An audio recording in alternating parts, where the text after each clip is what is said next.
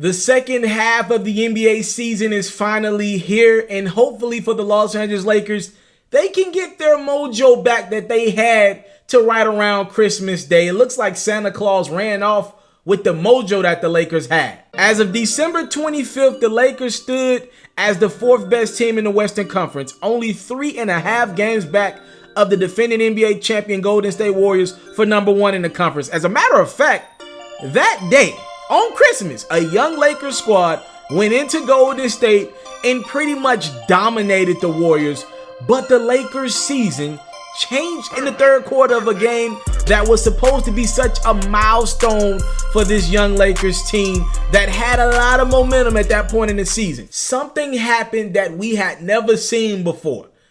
The King went down, and the King went down for over a month. A groin injury sidelined Lakers star forward LeBron James for the longest stretch in his career. 18 games. In those 18 games, the Lakers struggled, only winning 6 games and dropping from 4th in the West to 9th. A team that once had Western Conference Finals aspirations will likely struggle to make the playoffs at all. And to add insult to an injury, this young Lakers team has seemingly lost their confidence and their swagger completely. Weeks of trade rumors surrounding superstar center Anthony Davis, his agent Rich Paul, Magic Johnson, Rob Pelinka, LeBron James, the New Orleans Pelicans, the Lakers. It's clearly all taking a toll on this young team even since LeBron has returned. Most of the guys on this Lakers team were involved in these trade rumors. Since then, they've seen a 42-point loss to a Victor Oladipo-less Pacers team. They allowed 143 points to the 76ers and a road loss to one of the worst teams in the league, the Atlanta Hawks. Yes, I believe the Atlanta Hawks are intentionally trying to lose, and the Lakers still found a way to lose that game, sometimes not even looking competitive. This is leaving many to question the motivation that's left in this team this season. Even LeBron James, yes, I know it sounds crazy. In the 5 games since LeBron has been back from his groin injury, he's averaging a triple-double. But just watching LeBron James, something is missing with King James. For a guy that plays with the passion that LeBron does, who plays with the inspiration, who loves the game the way King James loves this game for over 16 seasons, we've seen it firsthand. And he's already missed a quarter of the season. That's the most time LeBron's missed in a season since high school. You'd think the sense of urgency would be there to beat the Pacers and the Hawks. Well, here we go. It's the second half of the season, a spot where LeBron usually flexes his muscles, plays really well. But will he be able to do it for the first time with this young Lakers squad? He seems motivated to give it a shot.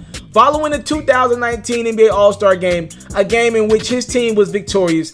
By the way, I know it was good for LeBron to be playing with guys, who actually can go get their own shot, who he doesn't need to babysit around the basketball court, who can knock down a jump shot. Yeah, after they won that game in a convincing fashion, LeBron talked to the media, and he told the media this simple quote in regards to the second half of the season with his young Lakers squad. He said, "I'm looking forward to the second half of the season. I'm looking forward to see what we can do to get back in the playoff race.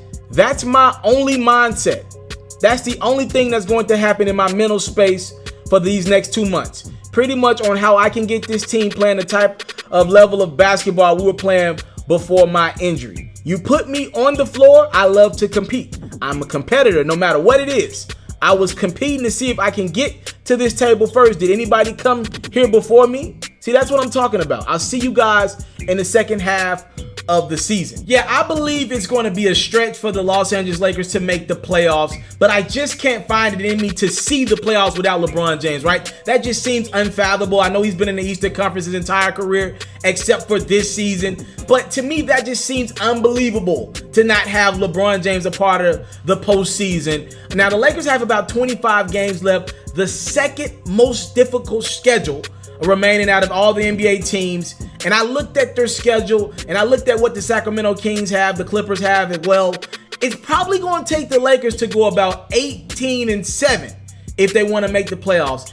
That's a lot out of that young Lakers team to ask of them. To only lose 7 basketball games when they pretty much lost every game they've been in over the last couple months with LeBron in and out of the lineup with injuries. If you put a gun to my head, I say they barely make the playoffs.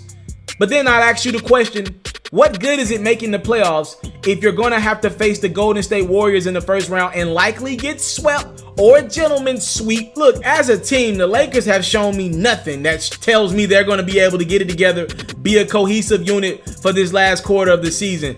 But as long as they have that man from Akron, Ohio, he has earned my respect and he has earned my trust to at least bet on him. If nothing else, until he proves me otherwise, I bet on him to turn this thing around, and somehow, some way, the Los Angeles Lakers will be in the playoffs with that purple and gold on for at least a round.